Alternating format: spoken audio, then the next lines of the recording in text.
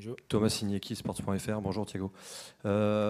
Tout simplement, avez-vous été vexé et dans quelle proportion par ce qui s'est passé dimanche à Lyon?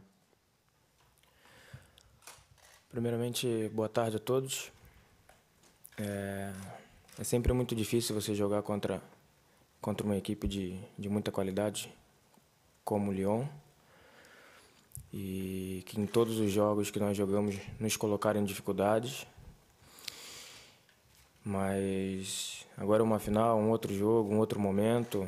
A gente voltou a concentrar bem no campeonato, consequentemente também nessa final, que é muito importante para o clube, importante para todos os jogadores. E a gente espera que hoje, que amanhã possa ser um jogo totalmente diferente do que aquele que foi domingo passado à Lyon. Tout d'abord, bonjour à tous. Évidemment, c'est difficile de jouer contre une équipe avec autant de qualité comme Lyon. À chaque fois qu'on a joué contre eux, ils nous ont mis en difficulté. Donc, mais demain, c'est une finale, donc c'est un autre match. Ce sera différent. On s'est concentré sur le championnat. Maintenant, on a une finale qui arrive, qui est importante pour le club. Ensuite, voilà, on espère reproduire un autre match que dimanche dernier et essayer de gagner la finale, justement. Thiago, bonjour. Arnaud Herman du Parisien. Est-ce que les joueurs ont été marqués cette semaine après la défaite, les deux défaites, Chelsea et Lyon? Et comment avez-vous tenté de réagir entre vous? Não, é sempre muito difícil de você conseguir reagir logo no próximo jogo, até porque a desclassificação foi pego, nós fomos pego muito forte, então nos abalou um pouco. Era uma coisa que a gente estava acreditando muito de passar de fase, mas claro que com muito respeito ao Chelsea. Mas infelizmente fomos eliminados e isso consequentemente afetou muito o grupo, né? Também no último domingo contra o Lyon não jogamos aquilo que a gente estava acostumado a jogar, que eu acho que é a coisa mais normal e natural que aconteça após uma eliminação. Mas agora a gente precisa reagir, precisamos reagir porque o Paris Saint-Germain, com os jogadores que tem, com a comissão técnica que tem, eu acho que não pode jogar o terceiro jogo abaixo daquilo que a gente pode render. Então a nossa preparação está sendo bem feita e a gente espera que amanhã a gente possa voltar a vencer e levantar a Copa que é importante para todos. C'est toujours difficile de réagir suite à une défaite, surtout le match qui suit. Donc l'élimination contre Chelsea a été dure parce que c'est une compétition à laquelle on croyait en cette qualification avec tout le respect que je dois à Chelsea. Ça nous a beaucoup affecté, on l'a vu dimanche dernier, mais c'est normal après deux matchs difficiles comme on a eu. Maintenant, il faut réagir, on a besoin de réagir avec surtout à une équipe comme la nôtre, pétrie de qualité. On se doit de réagir pour pouvoir lever la coupe demain qui est important pour tout le club. Thiago, bonjour. Renaud Borel, journal de l'équipe. Quel sentiment diffuse aujourd'hui Edinson Cavani qui ne semble pas avoir retrouvé toute sa forme depuis son retour de blessure? Então, as pessoas acham que é muito fácil você voltar de uma lesão e jogar da maneira que estava jogando antes de se machucar. Então ele está tendo uma grande dificuldade, mas eu acho que a dificuldade não é só do Cavani, né? Mas como toda a equipe passando por um momento difícil de eliminação, de perder jogos que a gente não estava acostumado. Então eu quero dizer que como capitão do Paris Saint-Germain a gente tem dado todo o apoio para que ele volte a marcar logo, porque quando vai passando os jogos e você não consegue fazer o gol que te dá mais confiança, de repente ele possa estar perdendo um pouquinho, né? Mas é um grande jogador, um jogador de personalidade, que tenho certeza, se vier acontecer o título amanhã, eu tenho certeza que o gol vai ser do Ed.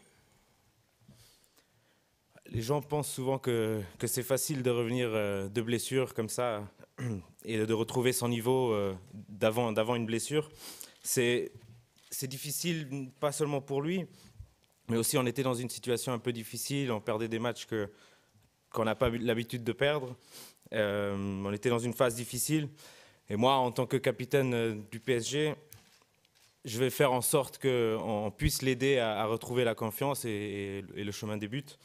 Et je suis sûr que demain, si on gagne la finale, le but viendra d'Edinson. Parce que c'est un grand joueur avec une grande personnalité et il va tout faire pour être performant demain. Thiago, bonjour. En haut, Loïc Braillet d'RMC Sport. As-tu la sensation que les adversaires du PSG ont moins peur depuis que Zlatan n'est pas là? O medo acho que é de todos nós, né? Por perder uma grande referência, jogador de muita qualidade como o Zlatan, para mim dos melhores jogadores na posição do mundo. E quando você joga a temporada quase toda com ele na frente e chegando na reta final, nos jogos decisivos, você perde esse grande profissional, isso requer um pouco de medo por parte de todos, não só por parte do torcedor, né? Mas a gente espera que amanhã possa mudar completamente, porque já está no momento da gente voltar a ganhar, e nada melhor do que você ganhar uma final para a confiança voltar novamente, né? E tenho certeza que não só o Cavani, mas como todos os jogadores que vão estar dentro de campo, com certeza vão fazer de tudo para mudar essa página e, se Deus quiser, conquistar o título, que vai ser importante também para os próximos jogos do campeonato. La peur, c'est surtout nous qui l'avions parce qu'on a perdu un joueur de référence. Pour moi, c'est un des meilleurs joueurs du monde, si ce n'est le meilleur à son poste. Et on a joué toute la saison avec lui devant. Maintenant, on arrive dans la dernière ligne droite de la saison et il est blessé. Donc, c'est difficile pour nous. Mais on va essayer de gagner cette finale aussi pour lui demain et pour surtout retrouver la confiance qu'on avait avant ces deux défaites. Et je suis sûr que tous les joueurs, aussi Cavani qui est un peu en manque de confiance, feront tout pour gagner cette coupe demain. Thiago, bonjour. Nicolas Paillard, InfoSport Plus. Est-ce que demain, c'est le PSG qui a le plus de pression? Car on sait que la Coupe de la Ligue, c'est un des deux objectifs que le président avait fixé à l'équipe. Acho que a pressão temos em todos os jogos, né? Principalmente em momentos decisivos. E eu acho que a pressão vindo do presidente, do treinador, enfim, da comissão técnica é sempre bem relevante, né? A gente tem essa consciência que somos capazes e se a gente tem essa cobrança é porque eles confiam no nosso trabalho e sabem que nós temos potencial para mudar essa situação, né?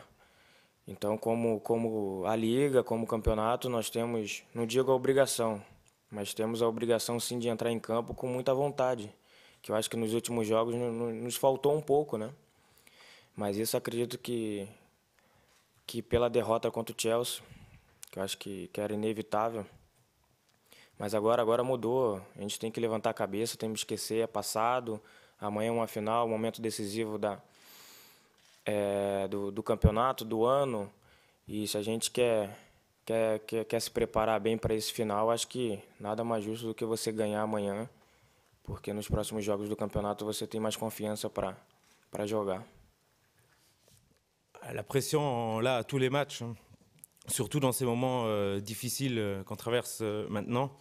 Évidemment, la pression du président est là, on la sent, mais pour moi, c'est une preuve qu'ils nous font confiance, ils ont confiance en notre travail et surtout une confiance pour changer la situation dans laquelle on est maintenant. Et donc demain, il va falloir rentrer avec une grande détermination, avec beaucoup de volonté pour justement cette volonté qui a un petit peu manqué après la défaite contre Chelsea. Du coup, demain, on se doit de tout donner pour pouvoir gagner cette finale et pouvoir aborder les derniers matchs de championnat qui seront très importants pour nous. Et quoi de mieux qu'une victoire en coupe pour mieux aborder les matchs qui restent de la fin de saison. Thiago, bonjour. Ici, Simon Rovera, Tuttosport. Ici, ciao. Tu es toujours très sincère. Alors, je te pose une question, donc tu dois être sincère. Est-ce que pour une équipe qui a acheté des joueurs comme Cavani et Marquinhos, qui a gagné les championnats l'année dernière, une défaite demain, c'est-à-dire gagner que le titre des champions de France cette année, veut dire que la saison c'est décevante, négative. C'est important de gagner cette coupe parce que sans cette coupe, il n'y a que la Ligue 1 comme l'année dernière, après avoir acheté des joueurs très importants. Sim, eu acho que se nós vamos ganhar amanhã ou não, isso é uma outra coisa, porque o futebol é apaixonante, porque você nunca sabe quem vai ganhar, né? Por mais que muitos falam que nós temos melhores jogadores do que o nosso adversário, mas uma final, um jogo, é 11 contra 11, quem tiver mais determinação e tiver mais treinado, com certeza vai ganhar, né? Mas por a gente ter comprado jogadores de qualidade como Cavani, como Marquinhos e como entre outros, isso nos dá uma pressão maior para conquistar todos os jogos e possivelmente todos os títulos, né? Mas a gente sabe que não é dessa forma que funciona o futebol. A gente tem essa consciência, portanto, o nosso respeito para o nosso adversário de amanhã é muito grande, tanto que nós perdemos o último jogo contra eles, mas amanhã com certeza será outro dia, um outro momento. Se a gente vai ganhar ou não, isso é muito relativo, mas que nós vamos jogar diferente, isso eu posso te afirmar que nós vamos. Oui, que nous gagnions demain ou que nous perdions, c'est autre chose. Le foot est tellement passionnant que on ne sait pas qui va gagner. Tout le monde peut gagner. Après, oui, le club a fait des investissements. On a acheté des grands joueurs. Sur le papier, les gens disent qu'on a une meilleure équipe qu'eux, mais pour moi, c'est la détermination et surtout la préparation de cette finale qui fera la différence et qui désignera le vainqueur à la fin. Après, oui, on a acheté des joueurs de qualité comme Cavani, Marquinhos, justement pour nous aider à conquérir le plus de titres possible. Mais après, on sait très bien que ça ne fonctionne pas comme ça, qu'il faut respecter ses adversaires, il faut bien se préparer. Nous, on a un grand respect pour l'adversaire de demain, surtout après le match de dimanche dernier qu'on a perdu. Du coup, demain, ce sera un autre match, ce sera différent et on va tout faire pour gagner et pour changer le résultat de la semaine dernière. Thiago, bonjour. Ben Barnier de SNTV. On est à moins de 2 mois de la Coupe du Monde au Brésil, votre pays. Nous-mêmes, les journalistes, on y pense beaucoup. Vous êtes de nombreux joueurs brésiliens au sein du PSG. Maintenant que vous n'êtes plus en course pour la Champions League, est-ce que vous avez encore la tête au championnat français, à la Coupe de la Ligue, ou est-ce que vous êtes déjà au Brésil? Isso é uma coisa até engraçada de responder, porque não é porque nós temos um Mundial em casa que minha cabeça só está no Brasil. Com certeza, em todos os jogos eu penso em não me machucar, me preparo bem para isso, mas a minha cabeça primeiramente está no Paris Saint-Germain. Já escutei algumas coisas que foram faladas aqui pela França, alguns repórteres, né, dizendo que a minha cabeça não está voltada para o Paris Saint-Germain nesse momento, por isso que nós perdemos contra o Chelsea. Isso é uma coisa desagradável, porque se nós tivéssemos ganhado, lá com certeza tem mais jogadores da seleção brasileira do que propriamente o Paris Saint-Germain. Então, com certeza iriam dizer que os jogadores do Chelsea não estariam com a cabeça na Champions League. Mas como foi o Paris Saint-Germain que perdeu, a pressão vem toda para cima da gente. Mas isso é normal, essa pressão. As pessoas pensam muito pouco antes de falar e acabam que falam um monte de besteira, mas gostaria de deixar bem claro que o meu pensamento está no Paris Saint-Germain, de conquistar o título amanhã e, consequentemente, conquistar o título do campeonato francês e aí, com certeza, depois disso, pensar no Mundial, que é o grande objetivo meu particularmente. C'est une chose qui est un petit peu drôle pour moi à répondre parce que, bien sûr, on a la Coupe du Monde chez nous, au Brésil, mais j'y pense tous les jours, bien sûr. Surtout, j'essaie de ne pas me blesser, mais ma tête est au PSG maintenant. Jusqu'à la fin de la saison, c'est la priorité. Après, il y a eu des discussions ou des rumeurs après l'élimination de Chelsea, comme quoi je n'avais pas la tête au PSG, que je pensais déjà au Mondial. Moi, je dis, si on avait gagné, ça aurait été différent. Les gens auraient mis cette pression sur les joueurs de Chelsea et auraient dit que les joueurs de Chelsea n'avaient pas la tête à leur club et pensaient à la Coupe du Monde. Après, c'est une pression qui est normale, vu qu'on sort d'une élimination. Mais les gens, des fois, parlent sans trop réfléchir et regrettent peut-être après. Moi, je veux clarifier une chose, c'est que ma tête est au PSG. Je pense qu'au PSG, jusqu'à la fin de la saison, en vue d'atteindre tous les objectifs de la saison. Et ensuite, une fois que la saison sera terminée, je penserai au Mondial et je me préparerai pour cette grande échéance chez nous au Brésil. Dernière question, s'il vous plaît. Thiago Silva, bonjour. Dominique Sévérac du Parisien. Laurent Blanc est critiqué depuis les 2 défaites contre Chelsea et Lyon. Qu'est-ce que vous pensez de ces critiques? Olha, isso é a coisa mais normal e mais natural que possa acontecer no meio do futebol. Sobretudo quando você trabalha numa grande equipe, uma equipe que está fazendo um projeto para ganhar. E quando você perde, é eliminado numa competição importante, perde um jogo do campeonato no final também, que nos coloca um pouco mais de pressão. Isso é a coisa mais natural, mas basta a gente deixar de lado, não deixar que nada de fora venha entrar no nosso grupo para atrapalhar essa nossa final de temporada, porque, no meu modo de ver, é uma excelente temporada. Claro que nós gostaríamos de estar ainda na Champions League, mas não foi possível. Mas a nossa temporada é incrível e a gente espera que possa terminar com mais 2 títulos, né? Que estão aí muito próximo, que só depende da gente. Claro que temos um adversário muito difícil amanhã, mas a gente tem total condição de chegar amanhã e mostrar o nosso valor e de ganhar o título. Cette pression, c'est normal pour moi parce que, surtout dans le domaine du foot, surtout quand on travaille dans un grand club comme le PSG avec un projet bâti pour gagner, c'est une pression qui est normale et naturelle sur l'entraîneur. Après, bien sûr, quand tu perds, quand tu es éliminé d'une compétition comme la Ligue des Champions, après une défaite en championnat qui nous met un peu plus de pression aussi dans cette compétition, c'est normal qu'il y ait cette pression. Après, nous, on va tenter de ne pas laisser rentrer cette incertitude dans le groupe et continuer de travailler parce que notre saison reste exceptionnelle. Même si on est éliminé de la Ligue des Champions, bien sûr, on aurait aimé rester et continuer l'aventure en Ligue des Champions, mais notre saison reste incroyable. Il reste 2 titres à jouer, 2 titres à gagner et on va tout faire pour les gagner. Et demain, à commencer par demain, contre un adversaire comme Lyon qui a beaucoup de qualité et qui va nous mettre beaucoup de difficultés, mais je suis sûr qu'on pourra revenir avec la coupe. Merci. Laurent, bonjour. Bonjour. La semaine dernière, bonjour à tous. Bonjour.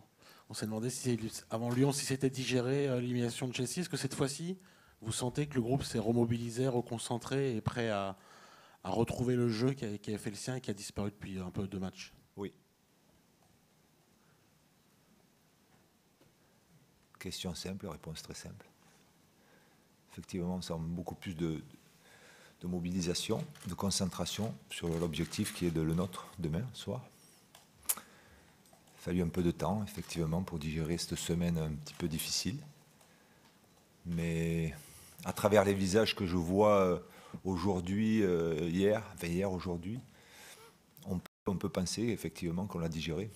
Mais faut-il avoir encore confirmation demain soir? Question suite. Jean Perrier, France 3. Confirmer, ça passe évidemment par une victoire. je suppose, dans votre esprit. Oui, dans le mien, comme dans celui de Rémi, certainement. L'entraîneur lyonnais qui était là juste avant vous a clairement mis la pression sur Paris en disant nous, on n'a rien à perdre, mais eux, beaucoup. On est légèrement habitué à cela. Hein. Donc ça ne va pas nous changer. Toutes les équipes qui jouent contre nous disent que Paris a la pression. Donc ça ne change pas. C'est peut-être vrai d'ailleurs. Mais je ne me fais pas de soucis. Demain, il y a 2 équipes qui veulent gagner parce que match de championnat, vous pouvez le perdre et récupérer quelques points après, derrière. Il y aura d'autres matchs. Mais une finale, Rémi le sait aussi bien que moi, puisqu'il en a fait en tant qu'entraîneur, bien sûr. On la joue pour la gagner. Donc, demain, je ne me fais aucun souci pour ce qui est de notre équipe. Mais je suis certain aussi que l'équipe de Lyon va jouer cette finale pour la gagner. Donc, dire qu'on a la pression plus qu'eux, allez, si vous voulez, je l'accepte. On a plus de pression. Parce que dans vos esprits, de toute façon, quand Paris joue, Paris doit gagner. Donc, encore plus une finale de Coupe de Ligue. Laurent, bonjour. Nicolas Paillard, InfoSport Plus. Bonjour. Est-ce que Cavani a aussi plus de pression sur les épaules parce qu'il est passé un peu à travers le rendez-vous à Chelsea et la semaine dernière? Il ne faut pas se focaliser sur un joueur. Tous les joueurs veulent gagner des trophées. Ils vous l'ont dit, tout le monde vous l'a dit cette année. À Paris, les joueurs, le staff technique, les dirigeants, les supporters du Paris Saint-Germain veulent gagner des trophées. Demain, on a la possibilité d'en gagner un. Donc voilà. Le décor, il est là. Donc lui, comme tous les autres joueurs, veulent gagner un trophée demain et vont être dans les meilleures dispositions, je l'espère, pour le faire. Laurent, oui. Il y a une semaine, là, tu nous avais fait part de ta volonté de prendre 10 jours de réflexion. Oui. Est-ce que ça continue. Ça continue? Je t'arrête là. Oui. Dans quelle mesure, quand même, le match de demain? Je t'arrête là. Parlons de la finale. J'ai vu un joueur de Lyon qui a dit ça aussi. Préparer une finale, c'est quand même important. Donc on va préparer collectivement, et c'est le rôle de l'entraîneur que je suis, de préparer collectivement une finale. Les cas particuliers sont à oublier ce soir. Gazzetta dello Sport. Oui. Un résultat négatif demain, est-ce que ça c'est disons, c'est bien que ce un soit bilan? Toi qui me poses cette question. Ouais. Je ne peux pas te répondre à ça. Je vais t'expliquer pourquoi et tu vas comprendre, je pense. Il est quand même fou d'anticiper et de participer à un débat, puisque tu me poses une question, sur un résultat de demain. Mais que je sache, demain, il y en a 2 résultats possibles. Une défaite et une victoire. Pourquoi je débattrai sur une défaite? Mais on ne le sait pas. On ne le sait pas demain ce qui va arriver. Donc on va attendre demain soir. Et si tu me poses la question demain soir, je te répondrai. Laurent, Fabien Lévesque, France Télé. Bonjour. Bonjour. On le sait, on est devenu très très exigeant. Tout le monde est devenu très exigeant avec le Paris Saint-Germain. C'est logique, c'est normal. C'est normal. Le président réclamait en début de saison le championnat et une coupe, un doublé, pour faire mieux que la saison dernière. Oui. Ce serait vécu comme un échec ou pas de pas faire mieux finalement que la saison dernière, même si. Attendez demain soir. Attendez demain soir. C'est fou ça quand même. Ou c'est moi alors qui suis focalisé là-dessus, mais si je ne me trompe pas, ta question, elle est posée sur un résultat négatif demain. C'est vrai ou pas? Sur le fait que c'est vrai ou pas? Est-ce qu'on est dans l'obligation de faire mieux? Est-ce que c'est vrai ou pas? En partie. Mais demain, il y a 2 résultats possibles. Il y a un résultat positif et négatif. Pourquoi tu prendrais que celui de négatif? Attends demain. Est-ce que c'est pesant, Laurent, cette obligation de résultat? Non, parce que quand tu signes au Paris Saint-Germain, quand tu joues au Paris Saint-Germain, quand tu as joué dans des grands clubs, la notion de résultat, l'obligation de résultat, elle y est. Mais à Lyon aussi, elle y est. Hein. Rémi va nous faire croire que demain, s'il perd, c'est pas grave. Bon, on va laisser penser à Rémi qu'on partage son avis. Mais lui aussi voudra gagner demain. Donc on veut gagner, on va se préparer pour gagner. Et demain, il y a 2 résultats. Ou on gagne, ou on perd. Mais avant de débattre sur un quelconque résultat, attendons de savoir quel sera le résultat de demain. Laurent, bonjour. Damien Dubras, l'équipe 21. Oui. Est-ce que, avant cette finale, vous avez plus la pression après moi série? Oui. Plus la pression que qui? Que Plus Rémi? la pression que si vous étiez passé en demi-finale de Ligue des Champions, si vous avez gagné la semaine dernière, Non. puisque du coup, c'est important pour le PSG Non. de gagner ce trophée. c'est important, tous les trophées sont importants à gagner au Paris Saint-Germain. Championnat, la Coupe de la Ligue. Un jour, il y aura certainement la Coupe de France aussi. Un jour, certainement, je l'espère pour le club, la Champions League aussi. Voilà. Quand vous jouez à Paris, et vous le savez très bien, parce que je sais que quand il y a une défaite, vous la débattez. À Paris, on est obligé de gagner. On est obligé de gagner tous les matchs. Que ce soit une finale du Trophée des Champions, un début de saison, où la saison n'a pas débuté, mais il faut déjà gagner. Je dirais qu'on a le droit à l'erreur, allez, pendant les matchs amicaux, durant la préparation. Et encore, et encore, et encore. Voilà, c'est l'obligation des grands clubs, ça. Hein. Dans tous les grands clubs, c'est comme ça. Hein. Il n'y a pas qu'à Paris. Hein. C'est tous les grands clubs qui ont une exigence de résultat, parce que derrière, il y a beaucoup de communication, parce que derrière, il y a beaucoup d'images, etc., etc. Bonjour Laurent. Oui. Vous avez déjà joué 2 fois contre l'OL cette saison. Au match aller, il n'y avait quasiment pas eu de match. Il nous avait embêtés quand même pendant 10 minutes, un quart d'heure.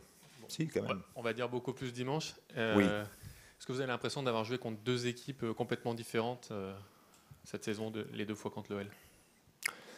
L'Olympique Lyonnais fait, et je le dis, même s'il y avait eu un résultat différent dimanche soir, fait partie des meilleures équipes françaises.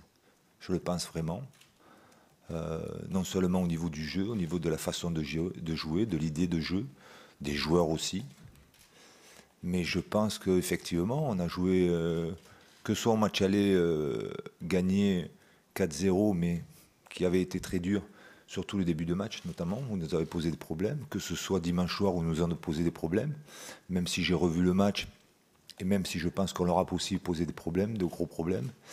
Je pense qu'eux aussi, peut-être, ont l'idée ou ont la conviction de jouer peut-être contre un Paris Saint-Germain un peu différent. J'espère que demain, on va retrouver le vrai Paris Saint-Germain et celui-là du début de saison. Je l'espère de tout cœur. En tout cas, on se prépare pour. Dominique. Laurent, depuis la blessure de Ibra, vous alternez pour le remplacer entre Lucas et Pastore. Oui.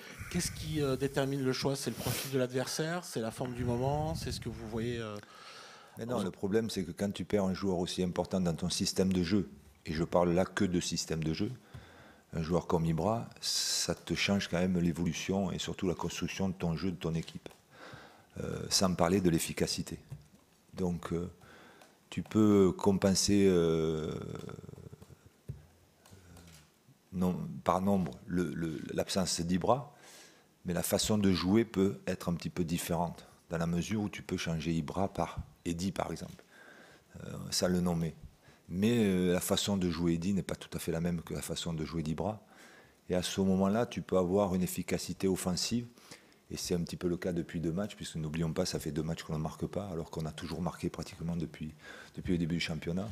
Donc il faut essayer de retrouver l'efficacité offensive, avec des joueurs offensifs qui ont des caractéristiques différentes de celles que peut avoir Ibra, mais aussi surtout essayer de mettre des joueurs qui peuvent amener ces joueurs sur place actuellement à être efficaces. Donc voilà, tout ça pour te dire qu'il faut avoir des bons passeurs, puisque quand tu joues avec des profils de joueurs comme Lavezzi, Luca ou Cavani, c'est plutôt des joueurs de rupture et de profondeur, et que ces joueurs-là ont des qualités dans ce domaine-là, mais faut-il avoir des bons ballons dans l'espace. Bonjour Laurent, Philippe Sanforge pour RTL. Ouais, salut. Laurent, Oui. est-ce que vous êtes toujours heureux au PSG? Oui. Ça ne se voit pas peut-être, mais oui. Laurent, oui. Ici, Simone Rovera, Tuttosport. Ouais. Vous me connaissez. C'est 3 questions, mais c'est la même. Non, parce que je ne sais pas si dimanche, c'était plutôt en logique de tourne vert ou de, entre guillemets, punition pour ce qui a joué très très mal à Chelsea, votre changement dans l'équipe. Un des joueurs qui manquait, c'était Marco Verratti. Est-ce que la vitesse, pas dans le jeu, mais dans la pensée de ces joueurs, était peut-être un des clés pour la défaite, pour le manque de jeu de Paris dimanche? Est-ce que demain, Marco va débuter? Vous avez tout compris là? Je pense avoir quand même compris. Non, mais le problème, c'est que quand ça concerne des joueurs italiens, je te le dis franchement, en toute amitié, c'est que ce soit Thiago Motta, Marco Verratti, quand c'est des joueurs italiens, ton analyse est vraiment très, très pointue et tu te poses des questions qui, à mon avis, tu ne devrais pas te poser. Est-ce qu'un joueur, même si c'est un joueur italien comme Marco Verratti, peut avoir quand même dans une saison un coup de moins bien? Il faut quand même l'accepter. Je veux dire, quand tu es joueur de très très haut niveau, tu as des périodes où tu es moins bien. Chercher l'explication, oui, mais tu dis ça va passer, je vais me préparer pour justement retrouver. Il y a un élément quand même qu'il faut prendre en considération, c'est qu'il est devenu papa, etc., etc. Et je pense qu'il a eu un coup de moins bien, Marco. Mais il est jeune, il a 21 ans et ça y est déjà certainement arrivé, ça va y arriver aussi dans sa carrière. Il faut savoir le gérer. Alors tu as deux solutions où tu insistes, mais en sachant que le joueur n'est pas dans les meilleures conditions possibles. Si tu n'as pas d'autres solutions, ben, tu vas insister, mais si tu as quand même des autres solutions sur le banc de touche, tu vas quand même être assez intelligent pour pouvoir peut-être le faire souffler. Parce qu'il a besoin de ça, en fait, Marco. Ses qualités ne se sont pas évaporées du jour au lendemain, ne t'inquiète pas. Enfin, je ne m'inquiète pas là-dessus. C'est un très bon joueur et il fait une très grande saison, je te le répète, je te l'ai déjà dit.